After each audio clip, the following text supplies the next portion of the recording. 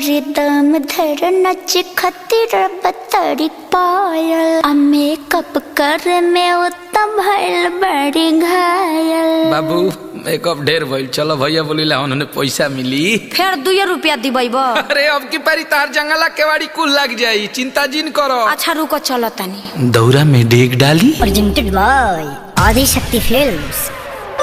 न बनी अंबानी जी जानो तो सभाबानी जी के झूठो के फैलता नी रउआ न ले ले कुछ बानी जी धरी न जबरी कलाई साफ साफ बतियाई माला पता न दिया।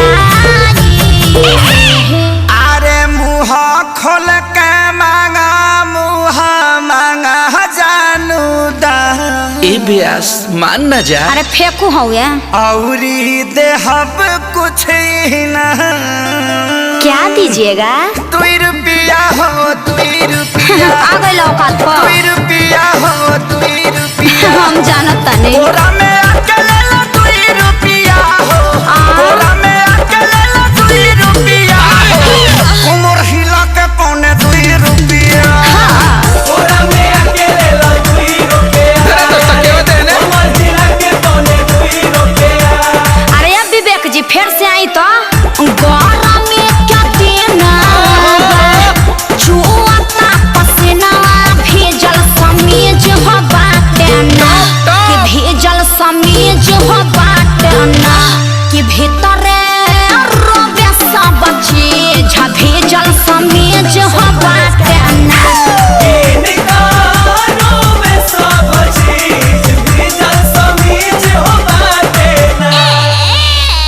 सुनले बानी तोहरता बहुते हो खता कमाई हो 1000 2000 जे दे देब तोहरो न कुछ घट जाई हो। जवानी अथनी पकैला बाडू कांडी बोला काहे अतना हाई बजट के करे लूटी। अरे बोला भैया दाए जान भैया तो हमर होवे। हाँ तो फ्री में मजा लेबा छोड़ी हमारे अब पीछा लेब न परीक्षा तनी दूरी बनाई। अरे तो तोहरे खातिर सब भई जुटावता निधन चल झूठा ऐसे तू रहो जान मान।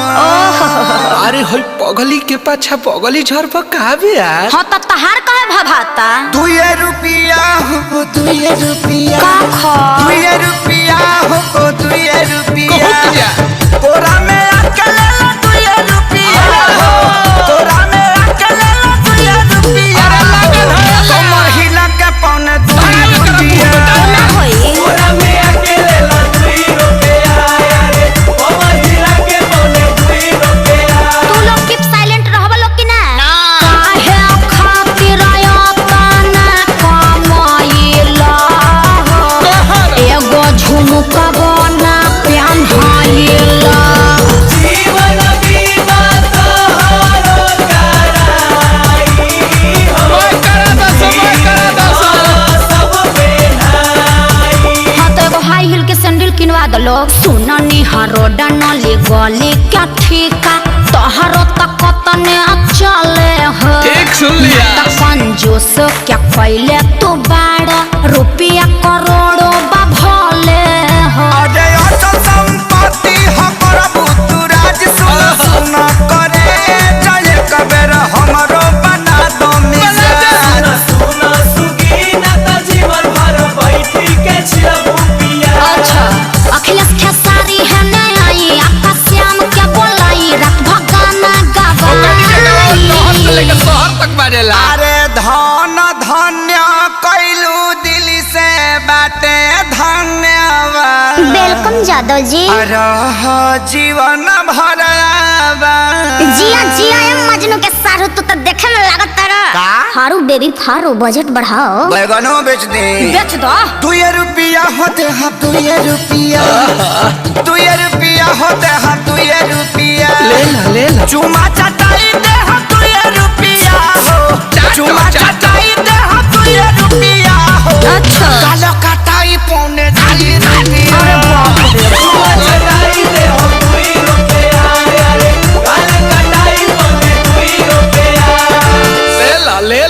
अरे बाजार खत्म करो लोग, जा अपना घरे।